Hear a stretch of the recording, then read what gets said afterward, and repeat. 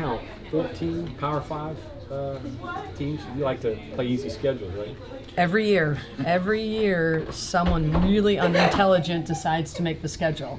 But you know, it's been my philosophy for so many years that, you know what, let's see where we're at, let's see where we can fix things before we get into league play.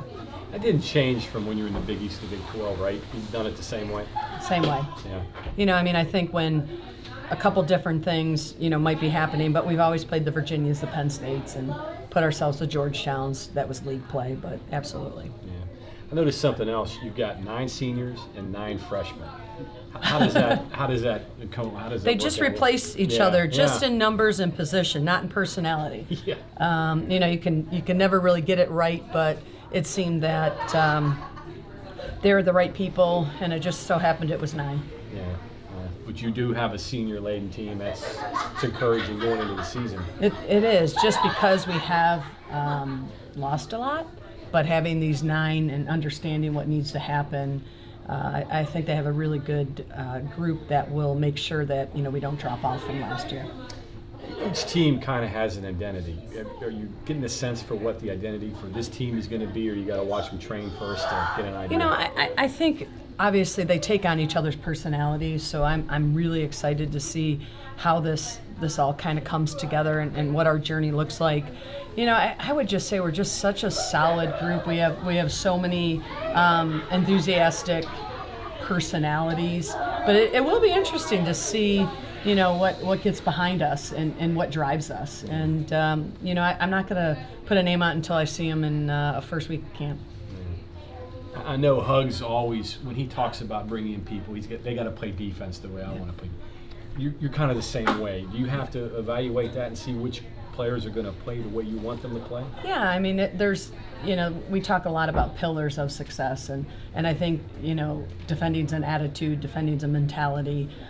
We know that we want players that will have grit, will grind, can play defense, but also master their craft. You know, if it's, you can look at a Nia Gordon who has incredible speed and can break teams down with that, and her ability to read the game.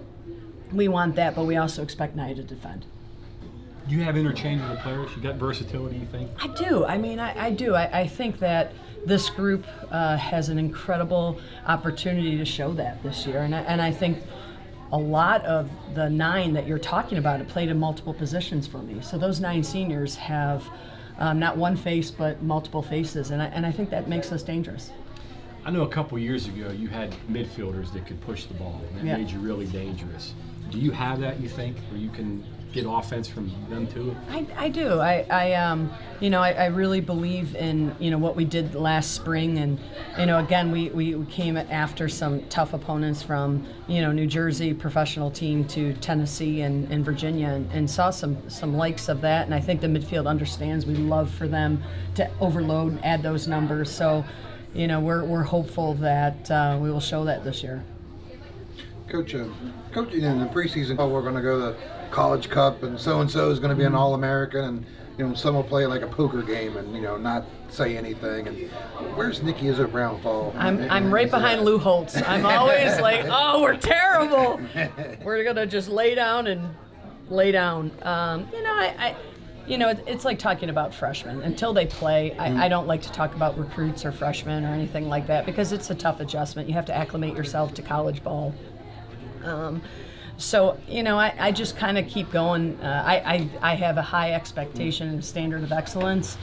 I'm not so focused on the result, but I'm focused on the process. And if we can, you know, make sure we're taking care of the little things and doing those little things right, there's no ceiling to this team, and I'll never cap them. Especially with 9 seniors. I mean, what incredible leadership I can stand behind. So I'll just blame them for everything. But having said that, you got 9 freshmen. You're counting on some of them to help you this year. Oh, absolutely. I mean, there are incredible experience in those freshmen. We had a great opportunity to bring, I think there was 4 of them in this January. That was an exciting time and opportunity for us to work with them. So there's definitely an expectation on the freshmen, but these freshmen have committed to win championships, and they know the standard. They know that it's gonna take all that hard work and grit that we've talked about throughout the recruiting process. What do you need to see from those freshmen over the next 4 weeks as you get ready for the regular season? What are you hoping for? 4 years of maturity. I think just controlling what they can control. They're going to have a lot of pressure on them, and that's one thing that I don't want them to have. I just want them to look at this as an opportunity and to give your best and control what you can control and let us coaches do the rest, or your teammates do the rest. Just be good in your position. Don't worry about anything else but what you're doing. How much is experimenting going to be a part of what you do early, particularly before you get into the games of count? Huge. I mean, we open up with Penn State. You can't get it wrong against them, and you get it wrong against Penn State, they're gonna punish you. So we know that we really have to take value into these training sessions prior to Penn State, and everything that we do, we understand that every minute together counts. So you're going to tinker with different groups together to try to get the best 11 sure. instead of 11 best players? Yeah, I love tinker. I'm going to tinker. No, really, but it's true. You have to, and I have to see what the combinations, what the chemistry, what each will give in different situations, because one kid might be good in this particular situation, but another, 60 and forward or 60 and back. So we gotta determine that as a staff. How they play off each other? Yeah. The Bianca and Flores and and Riley obviously in goal. Your defense looks pretty solid on paper. I know on paper it doesn't always work out, right. but do you see that as a strength? I do. Early on, I do. We lost obviously an All-American forward right. in Z. And that losing her, who's a professional player now, as left back is huge, but I think we have the right people to help that person who's going to step in and play. And I don't know yet who that person's going to be, but I know they'll be in good hands back there and have a great experienced goalkeeper, but 3 also great experienced backline. Some guess earlier, right? I mean, if you're going to lean on anything in soccer, that's a pretty good place to start. Yeah, it is. I mean, I couldn't, when you're asking what do you want to give up, us coaches never want to give up anything, but to have, those 3 returning and Riley right. is a great way to, build from the back and up. Did you get out of the spring what you set to get out? I know you brought in some new people, had some transfers and stuff. Did you see what you wanted to see? Yeah, I mean, I think our goal this whole spring was to say, if we were to kick off May 14th, are we ready? And I think, I'll say this, I'll say it all the time, I have the best staff in the country, and my staff did a great job preparing us for that May 14th date, and hopefully it's given us perspective moving into camp. So the results really don't mean anything to you. It's just how you're yeah, I mean, I mean, can you fix the mistakes? Can you enhance the strengths? And that's what, we really wanted to look at. And also we had, 17-year-olds playing out there against women, and how are you going to compete, especially against professionals? When we went up to New Jersey, and how are we going to respond with all that against us? So, it was a great spring. How are you national team-wise? I know in the past the national teams have kind of gutted your team a little bit. Are you seem in pretty good shape there this year? Knock on wood, so far so good. Yeah. We're not, we thought we might lose Jordan Brewster to the U20 U.S. team, and unfortunately Riley, they didn't qualify, so we're sitting pretty good. And if I'm missing somebody, no, I think we're good. We're in full force, 22 players, and obviously our goalkeepers. So you can plan all year and not have to. I think so. You never know. Yeah. Well, I mean, I do think some camps will pop into the mix and some preparation camps. So as always, we just got to deal with them. Kind of piggying off of that, obviously, you don't have people that have the experience of Keish Ashley at the international level, but probably in terms of numbers, this is the most players you've probably ever had that have U17, U19, U20. Yeah, it is. It really is. With our English players now, Vanessa being with the senior team, Flores, and then Bianca, Riley, Esther, they just bring a huge amount of international experience, and that's a huge opportunity for us to play off those experiences and to learn. So it's so far so good with that chemistry of that type of experience. How valuable is it to them to not only practice with your players, but also practice with international players and U19s and U20s in terms of developing different styles and kind of getting used to playing with different people? Yeah, it's one of the things here players are committing to West Virginia to be professional players. So it's so important for them to be pushed every day in training. Every opportunity to touch the ball with high level of international players or U.S. national team players is vital. So we're just really excited that we're giving them the playground and the tools to accomplish their personal goals of being professionals or full national team members. What makes Vanessa special, and how has she maybe improved since last year? You know, Vanessa is one of the smartest defenders that I've ever coached, and that says a lot because I've had Defender of the Year every year in the Big 12, if not the Big East. But the way Vanessa can read the game and understand the game and almost be mindful before something happens is incredible. So she is just a soccer mind.